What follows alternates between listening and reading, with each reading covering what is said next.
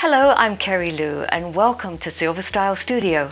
If you're new here and you like this video, please subscribe and give me a thumbs up. Today I'm going to talk about brows, how to tint them, tweeze them and shape them. So let's go. So let's talk about coloring your eyebrows if necessary. If this step doesn't apply to you, just fast forward to the next step. I have salt and pepper color eyebrows. Some hairs are dark and some are bright silver. If I left them like this, the light hair would give the illusions of sparseness and gaps in my brows. They'll look kind of uneven and shapeless. I swear if I let my eyebrows get grey, they add 5 years to my age and they make me look tired. Some hairstylists will tint your eyebrows for you, but I prefer to do my own at home because I need to do them about every 2 weeks. I like to use Just for Men face and beard. Just for Men have a warning that you shouldn't use it on eyelashes or eyebrows. I would never use it on my eyelashes. However, I've been using it on my eyebrows for about 15 years. It's a very thick gel formula and it doesn't drip. I use a tiny amount, so there's really nothing to drip. Anyway, do read the label if you buy it, and if you have super sensitive skin or it sounds scary to you, don't use it. You can always ask your hairstylist to dye your brows if you prefer. I'm just showing you what I personally do. So here's how I use it. It comes with 2 tubes. Use a dot from each tube like so. It's just like a pea-size amount of each. The exact same little pea-shape amount. And then just mix them together using a disposable mascara wand. This is plenty for your eyebrows. You see, that's a very small amount. I'll just wipe off the excess, and that's what I'm going to use for my eyebrows. Now I'll brush it through my brows.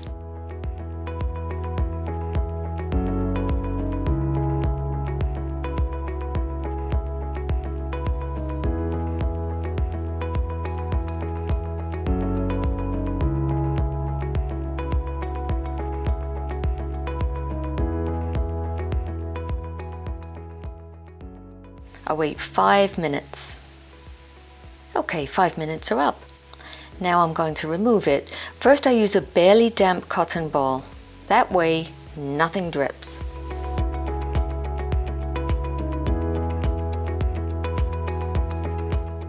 Now a second cotton ball, and just keep going until nothing's coming off. You can even wash your face at this point. Look at the difference. It'll be a little softer after a day, just like when you dye your hair. Some grays are very stubborn and need extra applications. If it didn't cover all the gray, you can always reapply the next day.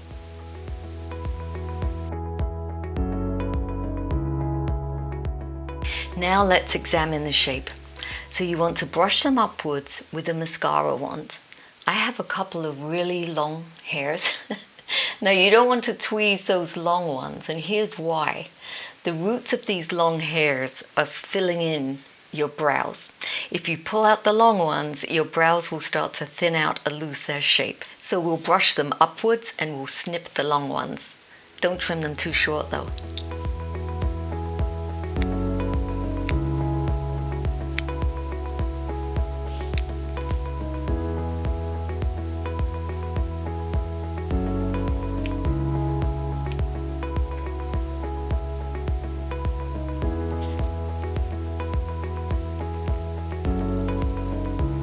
I'm just going to show you a simple way to know where your eyebrows should start, arch, and where they should end.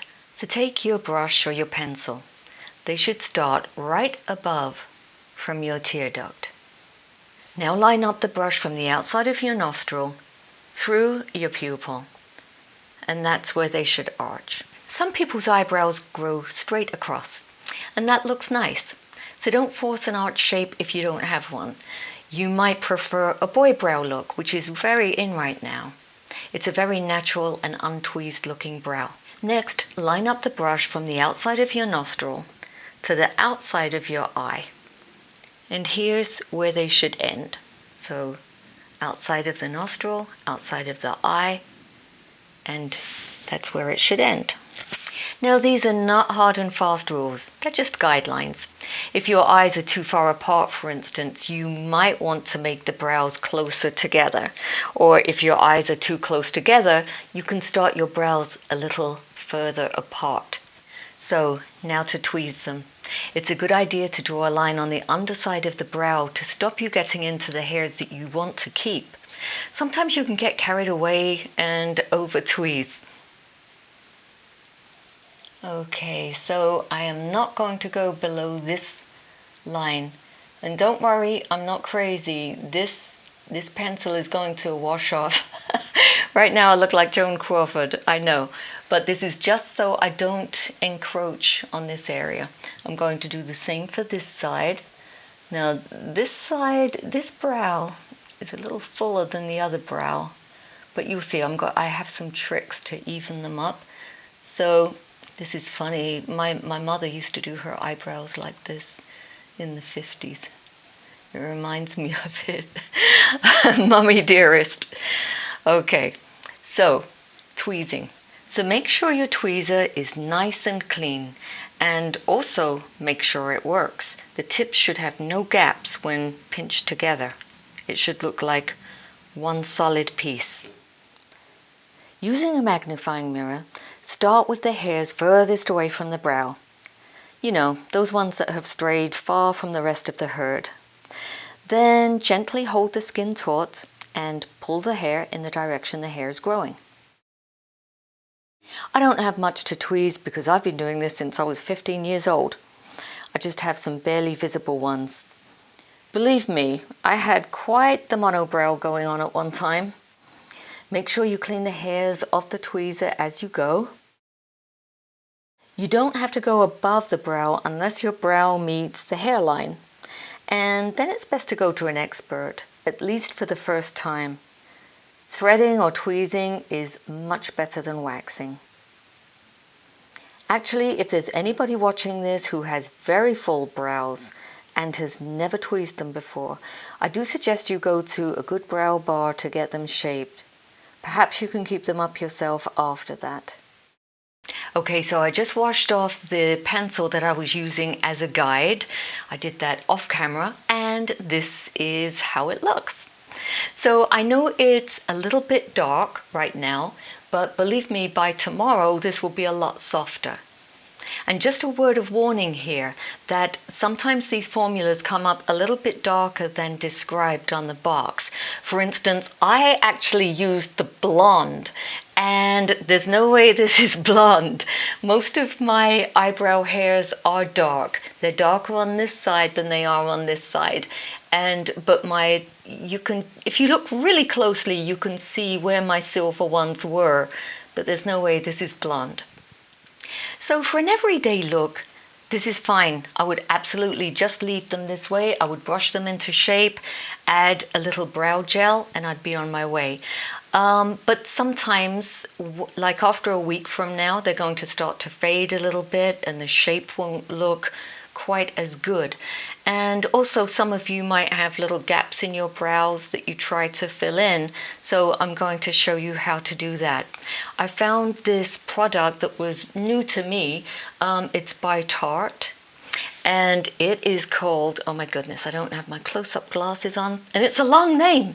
It's Amazonian Clay Volumizing Brow Powder. Oh my God, they're not making it very easy for me, are they?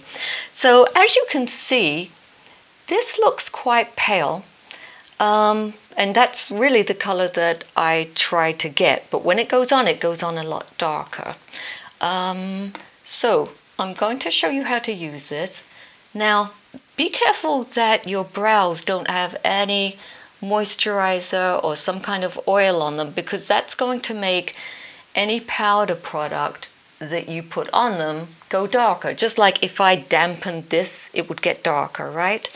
So it's the same for your face. So I am brushing through a little Ben Nye loose translucent powder. Those of you who follow me will know that that's one of my favorites. It comes in handy for so many things and it's very inexpensive. So I am going to evaluate my brows first. This one is always wider than this one. So I'm going to add a little bit more on top of this one than on the other one. So the skinnier brow, I'm going to fill out just a little bit more on top because it's a little bit lower. So I make this one a bit higher.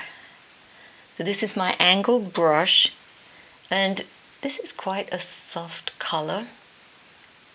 That's not bad. I mean, I really am looking for a lighter gray, but this is the closest I could find.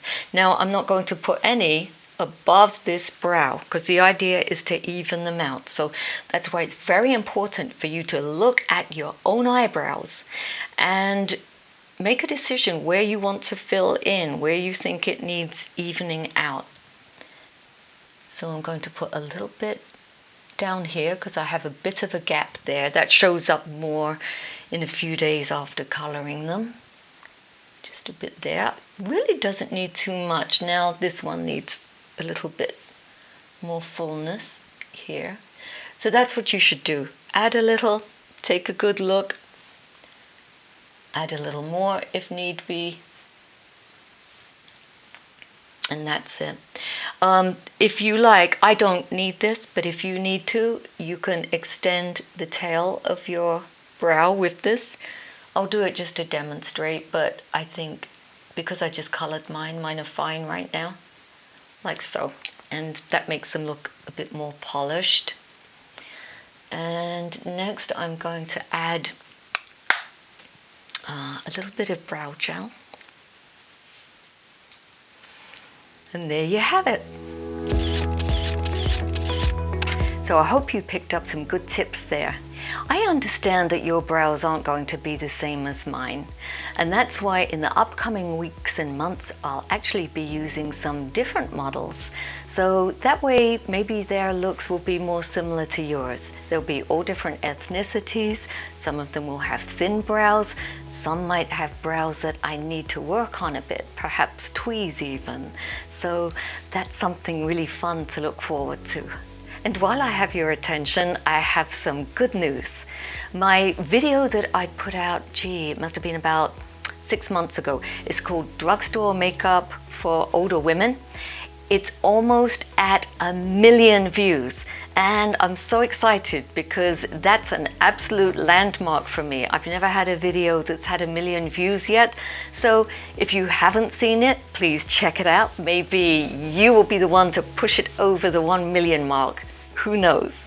But thanks for watching anyway. So thanks so much for stopping by today, and I'll see you next time. Bye.